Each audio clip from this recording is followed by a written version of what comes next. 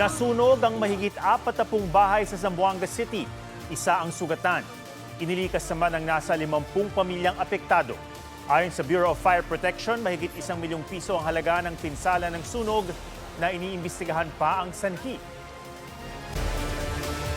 Huli sa akto ng mga otoridad sa Iloilo City ang isang babaeng nagkakabit ng braces sa murang halaga pero di pala lisensyadong dentista. Ayon sa pulisya, natuto lang sa online dental tutorials ang suspect. May report si John Consulta. Nagsasagawa ng dental procedure ang babaeng yan sa Iloilo City nang biglang salakayin ng mga taga-Regional Anti-Cybercrime Unit. Nawala ang ngiti ng babaeng nagpapanggap lang pala na dentista.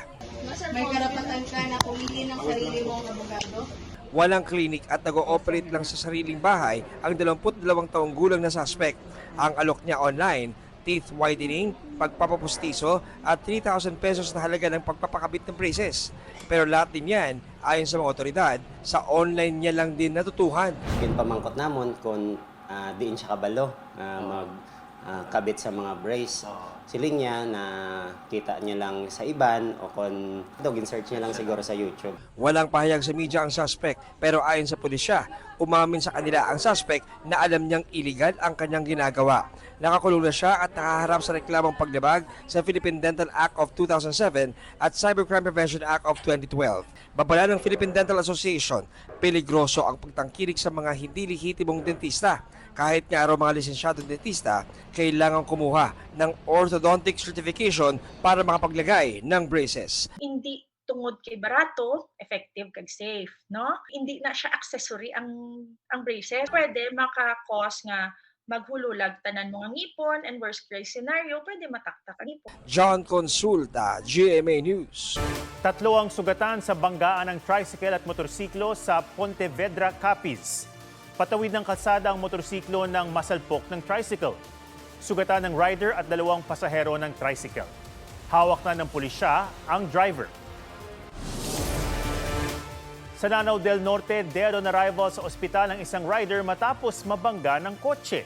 Sugatan ng isa pang rider na senior citizen na nadamay lang. Ayon sa pulisya, nakatulog ang driver ng kotse. Inaalam pa kung idedemanda siya ng kaanak ng mga biktima. Arestado sa Navotas ang isang lalaking nagkakatay ng aso. Ilang beses na huli kamang lalaki na isinako at pinagpapalo ang mga nabipitag na aso. Inireklamo ng theft at paglabag sa Animal Welfare Act ng lalaki na may nauna na rin kaso ng pagkatay ng aso. Iniimbestigahan din kung sangkot ang lalaki sa dog meat trade. Ayon sa pulisya, dinadala sa Tondo at Binondo sa Maynila ang mga kinatay na aso at ibinebenta umano. Hindi na nagpaunlak ng interview ang suspect. Bistado ang iligal na session sa barangay ng Kagawad at Tanod sa Tayug, Pangasinan. Naaktuhan sila ng pulisya na nagsashabu sa Barangay Health Center. Ayon sa pulisya, isinumbong sila ng isang concerned citizen. Kumpiskado ang droga at mga drug paraphernalia. Sinampahan na ng reklamo ang 2 na nagpositibo sa drug test. Sinusubukan pa namin sila makunan ng pahayag. Asahan pa rin ng maulang weekend dahil sa habagat ayon sa Pag-asa. Ang idinulot itong baha at pagguho, nananatiling hamon sa pagbangon ng mga naulan ng lugar. May report si Jamie Santos. May mga baha pa rin sa Bacolor, Pampanga. Sa lugar na ito, August 9 pa lang mataas na ang tubig. Hanggang leeg pa nga sa ilang lugar. Sobrang taas po, sobrang lalim po ng tubig ngayon compare last year. Animoy nasa ilog ang mga residente. Ang iba sakay na ng palanggana. At may tuluyan na ngang namangka. Malalim na naman dito. Sa lala ng baha, pinasok ng tubig ang mga bahay. Sa loob, ayun, nagsitomba na. Ang dami na nagsitomba. Sa Kalumpit, Bulacan, may bangka na rin ang mga residente para suungin ang mataas na tubig. Dahil sa tuloy-tuloy na ulan at high tide, umabot din hanggang dibdibang baha. Sa Kalintaan Occidental, Mindoro, stranded ang ilang sasakyan. May nabuwal ring puno at humambalang sa tulay. Umapaw naman ang ilog sa Barangay Poblasyon. Sa Sariaya, Quezon, patay na nang makita sa Bantalan River ang isang lalaking 3 araw nang hinahanap matapos mahulog sa ilog. Halos zero visibility naman sa El Sumulong Memorial Circle sa Antipolo. Landslide at rockslide ang iniwang pinsala ng masamang panahon sa ilang kalsada sa Atok, Benguet. Pinabagal nito ang daloy ng trapiko. Patuloy naman ang mga clearing operation, kaya nadaraanan na ang bahagi ng Abat-Mancayan Cervantes National Road. Pati ang Ambyong Tawang Road sa La Trinidad. Nagbukas na rin ang ilang tindahan ng gulay na nalugi dahil sa landslide. Perwisyo pa rin sa mga motorista at residente ang malakas na ulan at baha sa Valenzuela. Sobrang delikado po lalo na pagka hindi siya nakikita. Kasi may chance po na ma-semplang yung mga rider. Tiis lang kasi dito kami naghanap buhay. Nababa na kasi yung lugar namin. Tapos mataas na yung kalsada, kaya ang tungo ng tubig doon sa amin. Wala pong magagawa, talagang tiis na lang. Sa Quezon City hanggang dibdib din ang baha sa ilang lugar. Sa barangay Santo Domingo, kinarga sa likod ng 14 anyos na binatilyong ito ang pinsan niyang 12 anyos.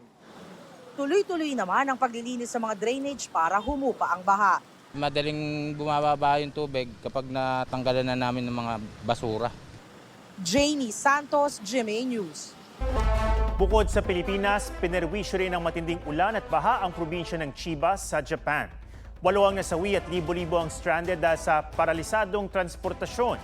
Yan ang World News si Tina Panganiban Perez. Hindi galing sa nasirang tubo ang malinis na tubig na umago sa hagdan at escalator ng mall na ito sa Chiba Prefecture, Japan. Bahayan, dulot ng walang humpay na ulan kagabi. Maging ang pasugalang ito ng slot machine game na pachinko, pinasok ng tubig. Paralisado ang transportasyon. Ragasa ang tubig baha sa maraming kalsada.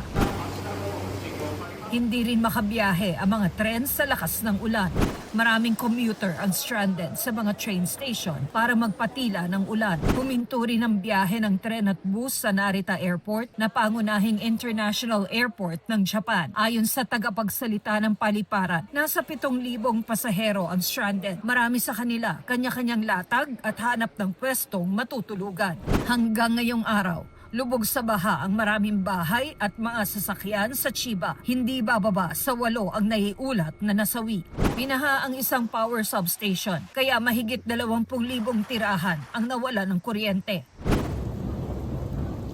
Sabi ng Japan Meteorological Agency, bagong record high ang aabot sa 367 millimeters ng ulang bubuhos sa Chiba Prefecture sa nakalipas na 24 oras, lagpas sa 309 millimeters na naitala noong October 2013. Ang pag-uulang ito ay dahil sa pagsasanib ng mainit at mamasamasang hangin at ng malamig na hangin sa atmosphere.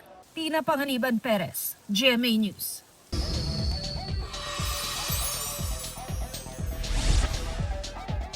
Hollywood singer-actress Selena Gomez, kanyang ina at isa pang business partner, nahaharap sa reklamong fraud. Inihabla sila ng mga nag-invest sa kanilang mental health startup na Wondermind. Anila nagpabaya si Gomez sa responsibilidad na itaguyod ang kumpanya. Bigurin umano siyang gumawa ng mobile app at itinago sa loob ng 3 taon na hindi pala sila kumikita. Wala pang sagot ang kampo ni Gomez. Bahay ni Kuya muling magbubukas para sa Pinoy Big Brother Collab Edition 3.0. Pahinga muna sa celebrities as housemates dahil ang hinahanap ngayon ni Kuya, regular housemates na edad 18 to 35. I-scan lang ang QR code o pumunta sa PBB Collab website para mag-audition. Black Eyed Peas member at Grammy-winning film artist Apple Diap, proud Pinoy pa rin sa kabila ng nangyayari sa bansa. Involved ngayon si Apo sa environmental at agricultural programs sa iba't ibang bahagi ng bansa. Ngayong araw, pumirma ng kontrata si Apo sa GMA Music para sa distribution deal ng kanyang 3-track EP kung saan kakolab niya ang ilang bigating Pinoy artists. Beyond music and performing around the world, I always have our country, our beloved country, in back of my mind on how can I bridge my opportunity back home. Athena Imperial, GMA News.